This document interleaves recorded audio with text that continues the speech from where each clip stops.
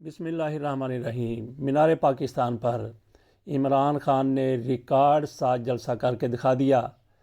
یہ جلسہ کر کے عمران خان نے اپنا ہی ریکارڈ توڑ دیا۔ لوگ کہاں کہاں سے آئے، بہت بڑی تعداد میں آئے۔ اس کے باوجود بھی کہ حکومت کی طرف سے بلا جواز رکاوٹیں کھڑی کی گئیں، کنٹینر لگا دیے گئے اور علاقے میں انٹرنیٹ بھی بند کر دیا گیا۔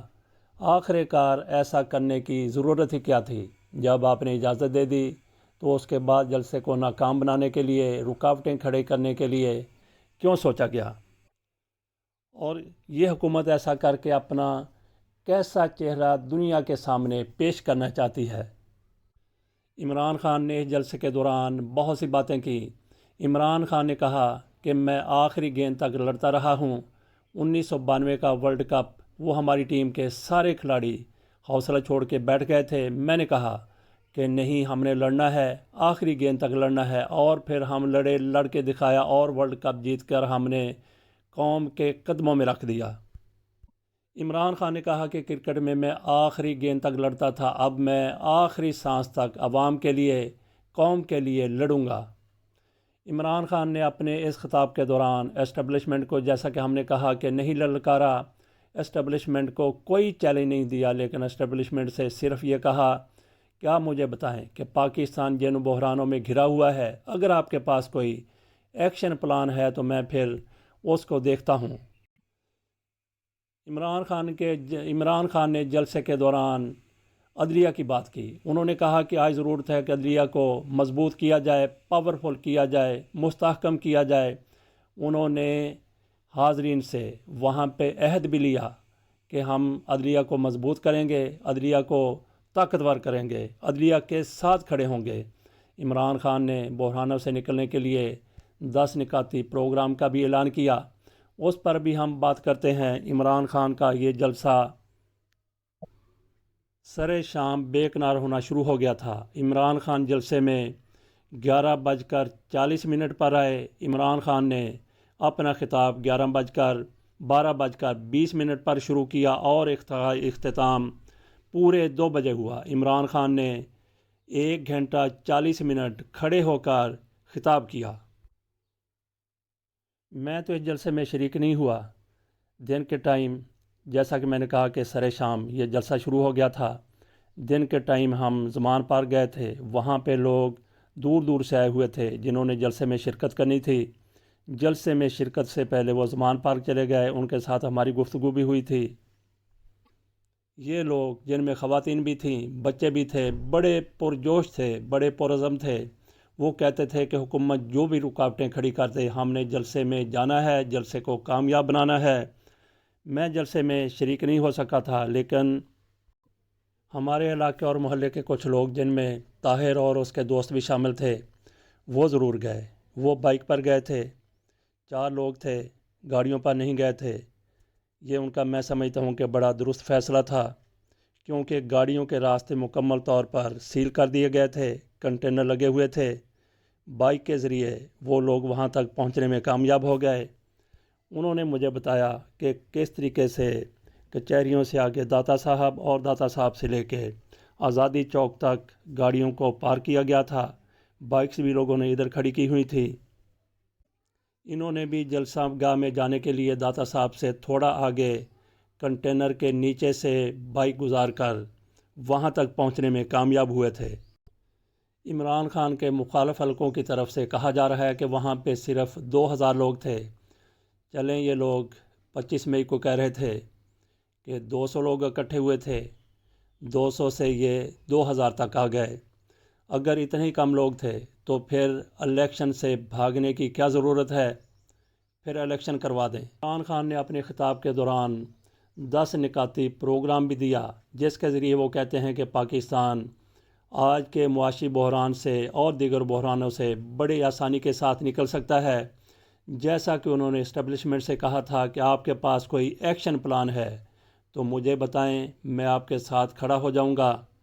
عمران خان نے جو 10 نکاتی پروگرام دیا، میں آپ کے سامنے وہ رکھتا ہوں، لیکن اوورسیز پاکستانیوں کو ہمیشہ سے نظر انداز کیا جاتا ہے، اب بھی نظر انداز کیا گیا ہے۔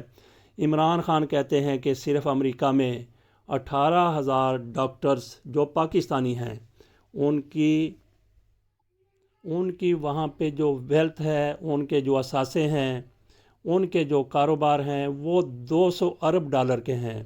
اگر یہی پاکستانی ڈاکٹر 18,000 ڈاکٹر پاکستان میں آ کر سرمایہ کاری کرتے ہیں تو پاکستان کے سارے مسائل حل ہو سکتے ہیں۔ پاکستان کو آج 6 ارب ڈالر کی ضرورت ہے، جبکہ ان کے پاس 200 ارب ڈالر ہیں۔ صرف ان کو آمادہ کر لیا جائے تو پاکستان بہت سی مشکلات سے نکل سکتا ہے۔ عمران خان نے ساتھ یہ بھی کہا کہ دبئی میں جو پاکستانی ہیں ان کی وہاں پہ جو دولت ہے اس کا تخمینہ 25 ارب ڈالر ہے۔ اس کے ساتھ عمران خان نے پھر دوسرا شعبہ بتایا جس کو تھوڑا پروموٹ کر کے پاکستان کو آگے بڑھایا جا سکتا ہے، وہ آئی ٹی کا شعبہ ہے۔ عمران خان کہتے ہیں کہ بھارت میں آئی ٹی سے ایک سال میں 140 بلین ڈالر کا بزنس ہوتا ہے۔ اس کے بعد عمران خان نے تیسرے نمبر پر بتایا کہ پاکستان میں ٹورزم کو فروغ دیا جا سکتا ہے۔ چوتھے نمبر پر عمران خان کہتے ہیں کہ معدنیات پاکستان میں سونا، چاندی، گیس، پیٹرول اور اس کے علاوہ بھی بہت کچھ نکلتا ہے، اس پر توجہ دینے کی ضرورت ہے۔ ناظرین، یہاں پہ میں یہ بھی بتا دوں آپ کو کہ پاکستان میں ایک ایسا پتھر بھی پایا جاتا ہے، پتھر کے یہ پہاڑ ہیں، چٹانیں ہیں جو سونے کی طرح قیمتی ہیں۔ یہ پتھر گھڑیوں میں استعمال ہوتا ہے جس کو جول کہتے ہیں۔ عمران خان نے 5ویں نمبر پر بتایا کہ پاکستان میں انڈسٹری کو تھوڑی سی توجہ دی جائے تو بہت آگے جایا جا سکتا ہے۔ عمران خان کے دور میں جب ان کی حکومت تھی تو مزدور نہیں ملتے تھے، آج مزدوروں کو کام نہیں ملتا۔ 6 نمبر پر عمران خان نے زراعت کی طرف اشارہ کیا۔ واقعی پاکستان بنیادی طور پر زرعی ملک ہے، اس طرف توجہ کر لی جائے تو پاکستان کے کئی مسائل حل ہو سکتے ہیں۔ اس کے بعد عمران خان کہتے ہیں کہ ریلوے اور پی آئی جیسے اداروں کی ری اسٹرکچرنگ کی ضرورت ہے، اور اس کے بعد پھر 8ویں نمبر پر عمران خان نے ٹیکس کلیکشن کی بات کی۔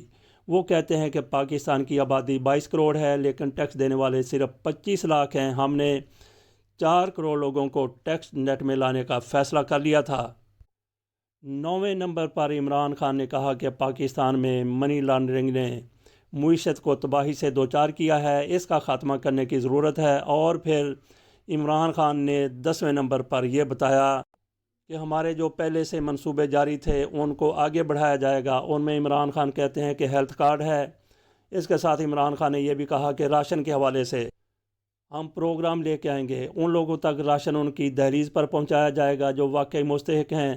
اس حوالے سے عمران خان نے 3 نمبر پر یہ بتایا کہ نوجوانوں کو جس طرح سے قرضے دیے جا رہے تھے وہ پروگرام ہمارا جاری رہے گا۔ 4 نمبر پر عمران خان کہتے ہیں کہ گھر بنانے کی اسکیم کو اسی طریقے سے جاری رکھا جائے گا۔ 5ویں نمبر پر عمران خان نے کچی آبادیوں کے حوالے سے بات کی کہ کچی آبادیوں کو بجلی فراہم کی جائے گی، ان کو پانی فراہم کیا جائے گا اور دیگر سہولیات ان کو فراہم کی جائیں گی۔ 5ویں نمبر پر عمران خان کہتے ہیں کہ ریڈی پروجیکٹ کو پروموٹ کیا جائے گا۔ ریڈی پروجیکٹ، چھابڑی پروجیکٹ یہ اسلام آباد میں شروع کر دیا گیا تھا، جیسے یعنی کہ حکومت ختم ہوئی اس کو بھی اس حکومت نے ختم کر دیا۔ عمران خان پھر 7ویں نمبر پر کہتے ہیں کہ گھریلو ملازمین کے حقوق کے تحفظ کے لیے قانون سازی کی جائے گی۔ عمران خان کی طرف سے اس حکومت کے سامنے، اسٹیبلشمنٹ کے سامنے صلح کا ہاتھ بڑھایا گیا ہے، تصادم سے گریز کی بات کی گئی ہے۔ اس کے باوجود بھی کہ عمران خان پر 143 مقدمات قائم کیے گئے ہیں۔ میں سمجھتا ہوں کہ حکومت کو اس موقع سے فائدہ اٹھانا چاہیے۔ عمران خان کا بڑھا ہوا ہاتھ وہ تھام لیں۔ اس کا فائدہ کس کو ہوگا؟ اس کا فائدہ اس حکومت کو ہوگا، پاکستان کو ہوگا، پاکستانی قوم کو ہوگا۔ عمران خان چاہتے کیا ہیں؟ وہ انتخابات چاہتے ہیں، بر وقت انتخابات ہو جائیں۔ اب بھی میں سمجھتا ہوں عمران خان کے ساتھ اگر یہ لوگ بیٹھ جاتے ہیں، ان کو تھوڑی سی پیشکش کر دیتے ہیں کہ 2 مہینے یہ آگے چلے جائیں، 2-3 مہینے وہ پیچھے آ جائیں، درمیانی راستہ نکل آئے، تو میں سمجھتا ہوں کہ پاکستان کئی بحرانوں سے نکل آئے گا۔ اور آج کا سب سے بڑا بحران معاشی بحران ہے۔ اگر ان حکمرانوں نے عمران خان کے ساتھ نہیں بیٹھنا تو عمران خان نے ایک 10 نکاتی پروگرام دیا ہے، ایک پلان دے دیا ہے، تھوڑا سا اس پر عمل کر لیں تو بھی پاکستان کئی بحرانوں سے نکل سکتا ہے۔